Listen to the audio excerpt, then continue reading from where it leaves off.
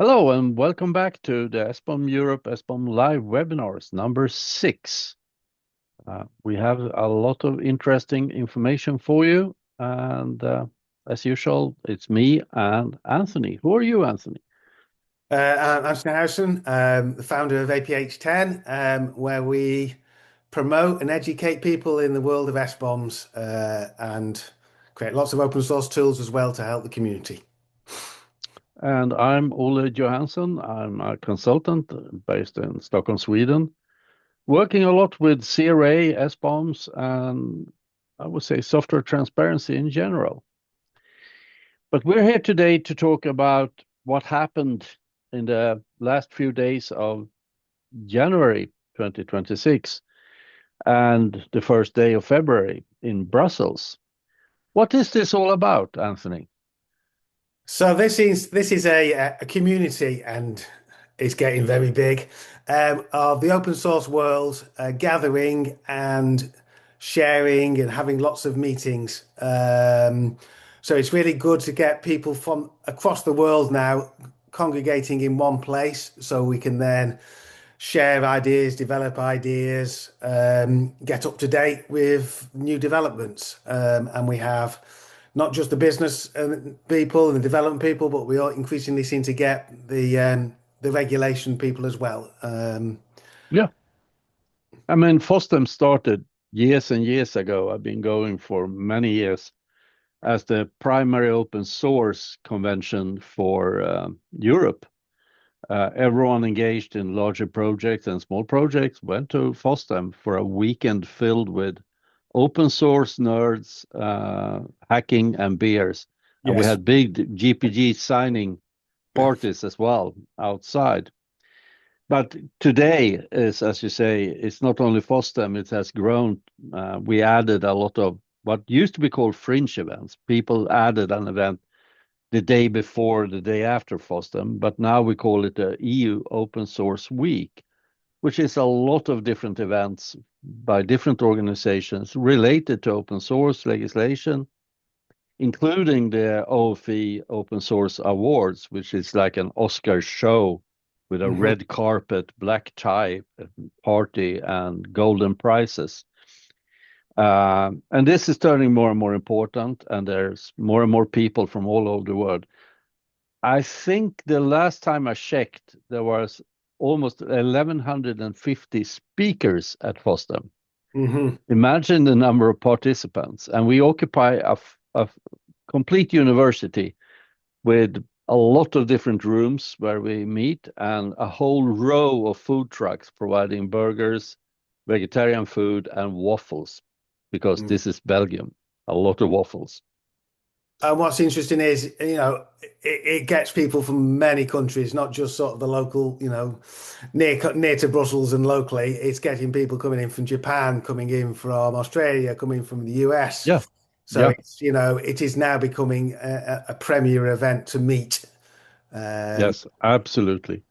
And we want to recap a few different things and summarize what happened from our point of view. Of course, so many different things happened during FOSDEM, so this is not the final word about what happened in FOSDEM. But from our point of view, what we saw, what we noted, changes, and other things. FOSDEM for me started on the Wednesday, where I organized together with the Sovereign Tech Fund the GVIP Summit. This is all about making SBOMs work. We need SBOMs to check our vulnerabilities according to the CRA, the NIS2 directive, and countless of other legislations around the world. But the vulnerability databases are having problems with funding, with data quality, and keeping up to pace with AI slop that keeps hammering all the open source developers. So this was the first in a series of worldwide summits. And I'm very happy that we filled the room. We were over 80 people. We had really good speakers. We had people from the industry. We had developers. We had legislators. We had almost every stakeholder in the room, both from Europe and the US and the UK.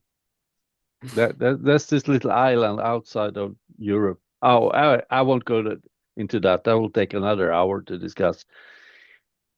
So the GVIP Summit slides are available on gvip-summit.org.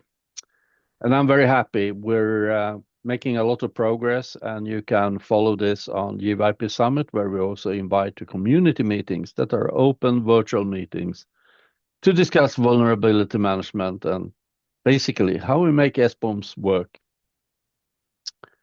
Thursday, what happened then? So this was when I landed in Brussels. So this was the Eclipse Foundation who run the ORCWG, which is the Open Regulatory and Compliance Working Group, looking at how open source really has to work in the growing world of compliance. So yes, again, it was packed, 120 people there from all over Europe and US as well. It's good to see the communities coming together, sharing their experiences, sharing their concerns. You know, even had a lawyer who was able to open a session that says, "I am a lawyer, but I am not giving legal advice."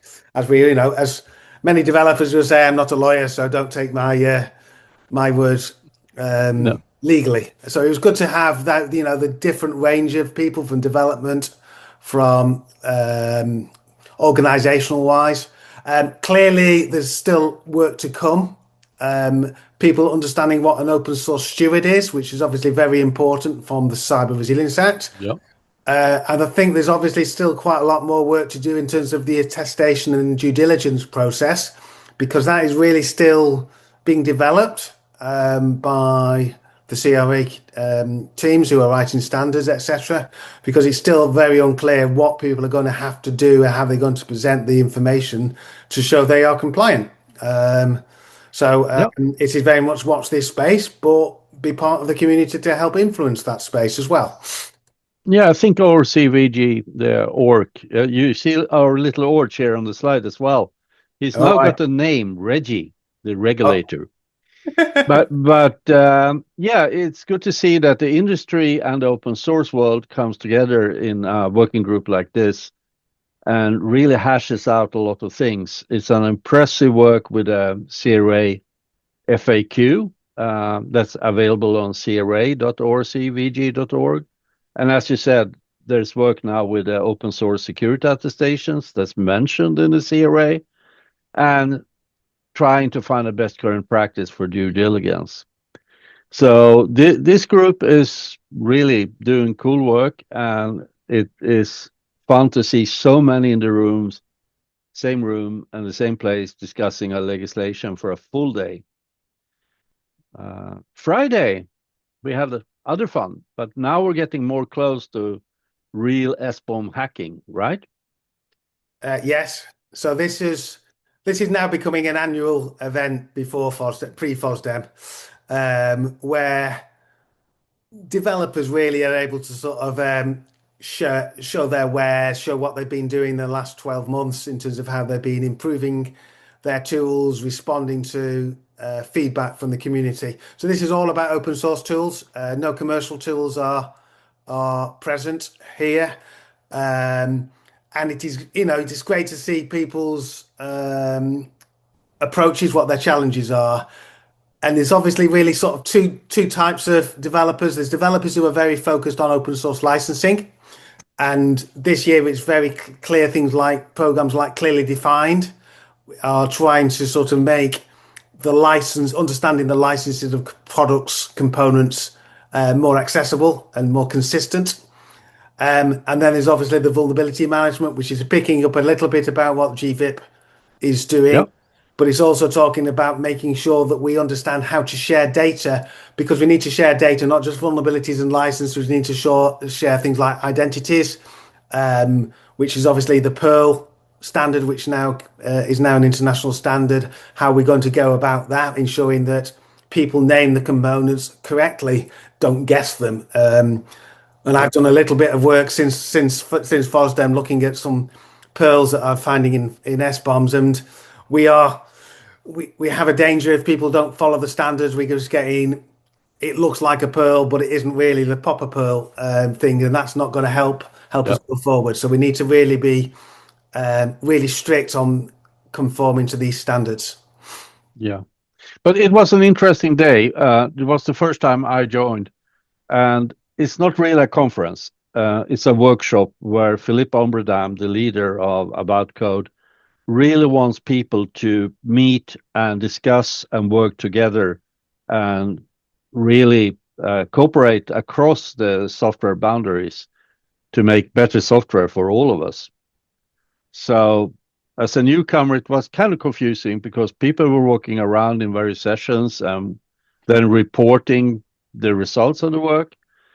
But I think we got to know each other better, and that's half of the result, I would say.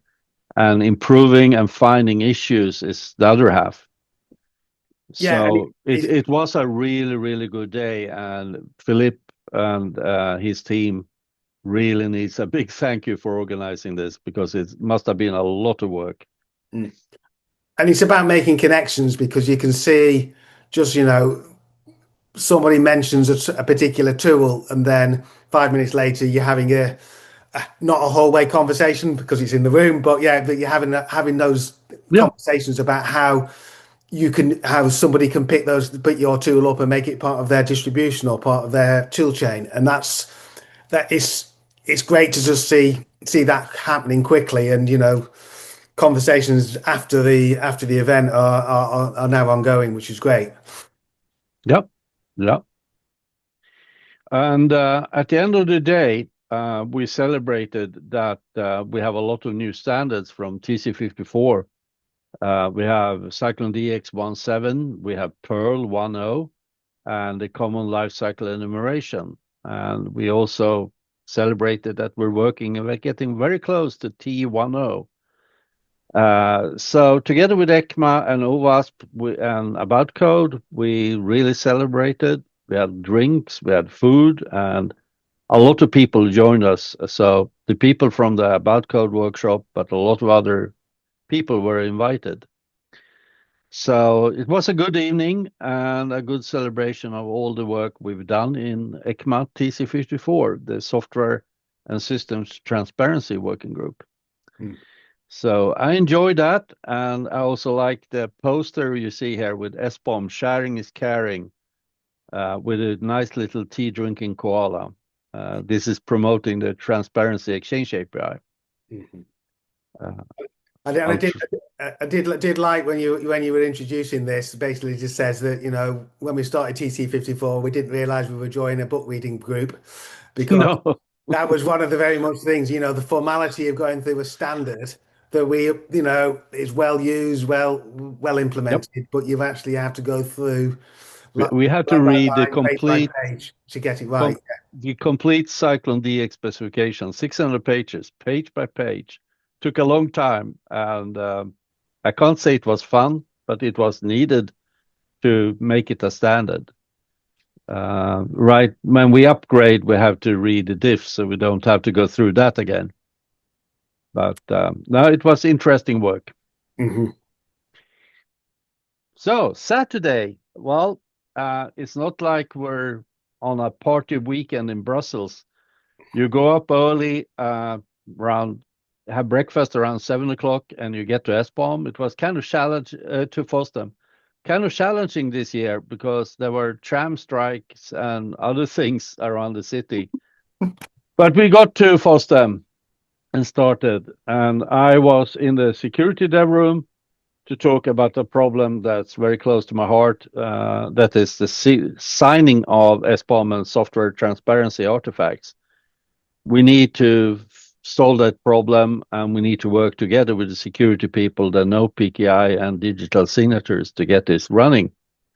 I gotten a lot of feedback, and I have a couple of meetings, but we'll make sure we'll start that work somewhere. But it was a busy day. A lot of discussions everywhere about sovereignty.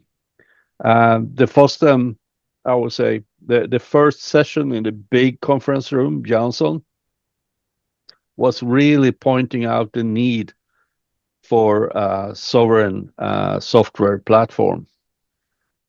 Uh, I found that interesting. Mhm. But we also added this year a lot of tracks on regulation and the CRA. So what did you do? Where did you spend your Saturday? So I've been to FOSDEM a few times. I've now known my way round. So you go around the stands very quickly early on in the Saturday before the dev rooms start. So I spent some time in the security dev room. I spent time in the big room, which is the sovereignty, and that was very interesting because that sort of very followed on the theme that I saw at the end of last year in Paris when the open source experience was also very, very much about the sovereignty of the EU, of Europe and the EU to try and make sure it's got alternatives to technology, what we call big tech technology. Um, so I saw that, and I managed to get into the Python dev room for the first time ever. Oh, Maybe the rooms have got bigger, but so I managed to spend a little bit of time in the Python dev room just to listen and just see what was going on. So there was it was interesting. I didn't learn as much as I thought I was going to learn, but you never know. It was a sit down, and that's important because there's not many places to sit down in FOSDEM. no. But that's part of the fostering experience. When you really want to get somewhere, you have to be there an hour before Yes. because most of the popular rooms are crowded and you're standing in line trying to get in, trying to get a seat somewhere. And when you get a seat, you stay there for a while. Yes, and that was the way I worked that Saturday. I got to a room and I stayed for an hour and a half, 2 hours in one place before I decided to move on. I think that worked well for me. Yeah, yeah. Now there was a lot of interesting discussions in the hallway as well, and on the tracks. And of course, on the evening, we went to different parties. It's not like you and I spent all the time together this week. Um, I went to the Linux Foundation drinks party and met a lot of interesting people from OpenSSF and the industry as well. And you were at Google And Summer of Code. I went to an event that Google offer, which is to relation to the Google Summer of Code, which is really celebrating open source and the various projects that provide opportunities for students to get their first taste of developing an open source project or be part of an open source project. So it's a bit of a thank you by Google to thank the mentors for their time and effort Nice, in doing nice. that, as well as meeting students who actually moved on. And one of the dev rooms I went to on Saturday was given by the founder of Homebrew, which Oh, yeah, and it was just in passing that his introduction to open source was through GSOC in 2006, I think, and that led him to sort of understand the open source ecosystem and to then form something as awesome as Homebrew. So it just shows what can happen from those those oh early yeah. experiences. I think he was working on something like KDE or something like that, but actually out of that he then became you know he's developing something that lots of people will now use, which is great. So Impressive, impressive. Talking about these evening events takes me back all the way to my first trip to Comdex Las Vegas, where I discovered that the actual conference and the booth and the exhibition was just half of it, and all the evening events was the other half. And by taking the tram downtown Las Vegas, you met other people in the industry because Las Vegas was filled with them, and you got tickets to various events, so you never knew where you ended up. no. And FOSDEM is moving that way, I think. Yeah, and you're going to meet some real stars of the open source community, people who are really have given an awful lot to the community, and you're going to meet, Oh, it's the only opportunity you're going to meet people like that. You're going to be, yeah. yeah. But they are just part of the nerd community when they walk around in FOSDEM. They're not covered by bodyguards or carried around on a throne. They're Most of them are just normal people. Sunday then, you launched Sunday with a talk about SBOMs in the SBOM Yeah. dev room. What So, did you so, say? so my Sunday was just spent in one seat for 8 hours, Yep. 9 hours. Yeah, probably, yeah, 8 or 9 hours anyway. Yeah, Um, you were there early. I was there early, so because I was the first talk on the Sunday. So all the SBOM Dev Room talks, and it was a full day. Have been recorded. So lots of very interesting information was shared. So and the day went sort of from sort of a little bit of practical theory to a few more experience businesses showing their experience of S-bombs, and then into a few more future-looking things and a few challenges. So it was very well paced, well choreographed by the organisers, which is good. So I started by introducing S-bomb types. And whenever I talk to people about SBOM types, they immediately think it's the two formats, SPDX or Cyclone DX. And what I'm really referring to is the SBOM type relating to where you are in the development life cycle. So are you at the design stage? Are you at the source stage? Are you at the deployment stage? Are you at the runtime stage?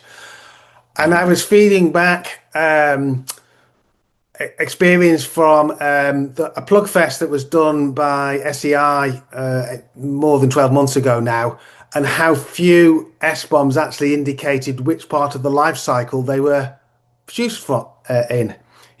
So if it's an S-bomb at the build stage, that's quite an important information, because that gives you sort of more Yeah. information than you will do if it's just at the source level. And I reported that only one tool actually produced this, and that happened to be my tools, which was very nice. I think there are more tools now starting to appear, and SPDX didn't at that stage. Now, because SPDX 3 introduced SBOM types, SPDX 2 doesn't support SPDX types, SBOM types directly.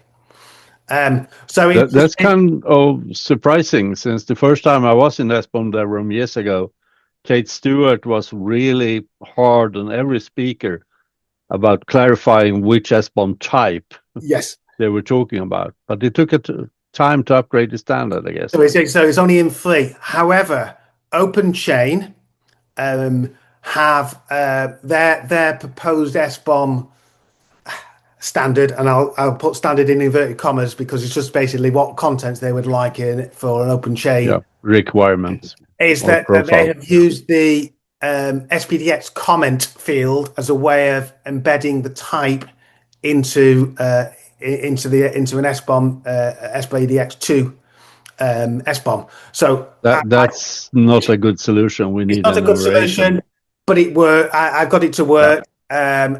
What that also means is I can actually interoperate between Cyclone DX and SPDX for OpenChain, which again might be useful for people, because that's interesting. Because the lady at the bottom there, Martha, she demonstrated sort of the challenges that we have in the embedded space, where we'll have SBOMs coming from in different formats, and getting them all to work together is hard. I wouldn't say it's impossible. It was a good talk, worth checking up on the FOSDEM website. We also had a kind of revolutionary talk with Philip Omerdam and Steve Springett from Cyclone DX, saying, forget SBOMs. What was all that about? So this was all about an SBOM on their own are not actionable unless they have the right identifiers, because vulnerabilities are associated with a component which has an identity. And if the identity is not correct, then you won't find the vulnerabilities. And exactly. Make SBOMs work. Yeah. Yeah. So therefore, that's why the importance of something like Perl is really, really important. Now, looking at some of the comments after the event, Perl is evolving in terms of it supports many of the ecosystems, things like Python, like Maven, like Go, etc. But obviously, the big challenge is to how we can handle things like C and C++. Now, I know Philip is talking to the C people to try and work out a way forward.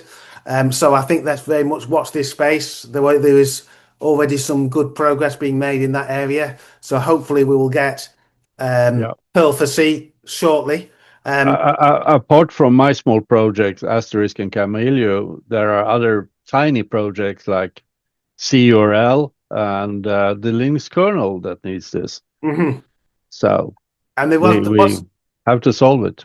yeah, and there was a talk um, towards the end. I forget the name of the speaker, but he identified last year there was a talk about how to generate SBOMs for C or C++ and the challenges that the presenter had.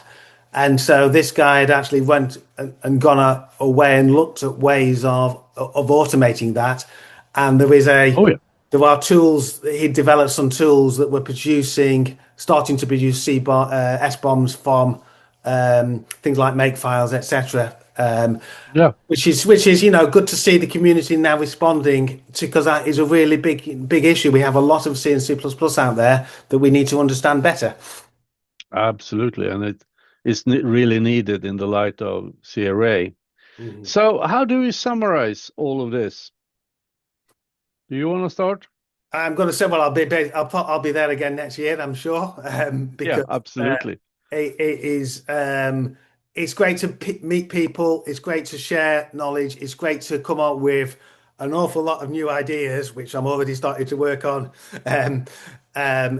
which is good because you get a feeling about what people are looking for, and as an open source developer, you want to respond to what the community needs. Um, I hope people share more because I think there's a lot of projects out there that are doing similar things. I think we probably need a little bit more consolidation in some areas. Um, it's the quality of data is still a challenge. We need to make our SBOMs better. I'm hoping that the initiatives I've seen over the last couple of weeks will start delivering something really significant this year, which is really going to help COA next year. Yep. And I think, yeah, the center of SBOM innovation, if everyone should call it that, is going to be Europe for the next couple of years because of the COA. So Yep. let's not Absolutely. try and recognize that we're going to make SBOMs work. I think undoubtedly we all know SBOMs will work. We just need to make them work for everybody and remove any of those barriers. Absolutely. And I think it's kind of interesting to see how this EU Open Source Week gains momentum. It was spearheaded by Open Forum Europe, and I see more and more organizations are joining. And this also means that legislators and other people are coming early in the week and spending a full week and the weekend focusing on open source and compatibility with regulation. And Uh, next year, I believe that London wants to have a post Fringe event, open source, Open UK want to run an open source event yeah, on the Tuesday and the Wednesday after FOSDEM. So it's not you don't know Brussels doesn't get all the love of open source. They'll share it a bit further. In UK. yeah.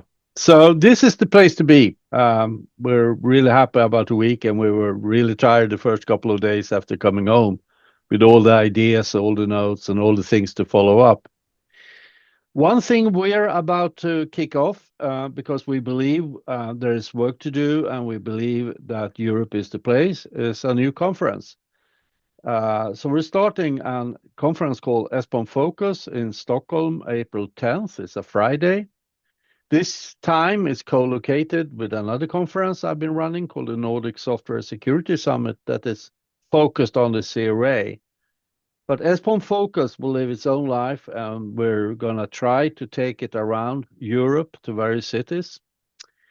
We're also going to try to have more, both a conference, but as a separate event, kind of a plug fest and interoperability lab where we test various products, both commercial and open source, challenge them with various kinds of Sboms and Sbom tricks, and see how we can help form a better result, more interoperability, more understanding on what's needed for fulfilling CRA and even the NIS2 directive, which has a lot of software supply chain oversight and security in it. So April 10, registration is open. Should be good. Should be good. And of course, this is Sbom Europe again. So that's all for today. Any final words or comments, Anthony? No, obviously we welcome any feedback, and yeah, hopefully that's been useful. Absolutely. And we'll see you again on Sbom Live and in Stockholm for Sbom Focus. Thank you for today and goodbye. Goodbye.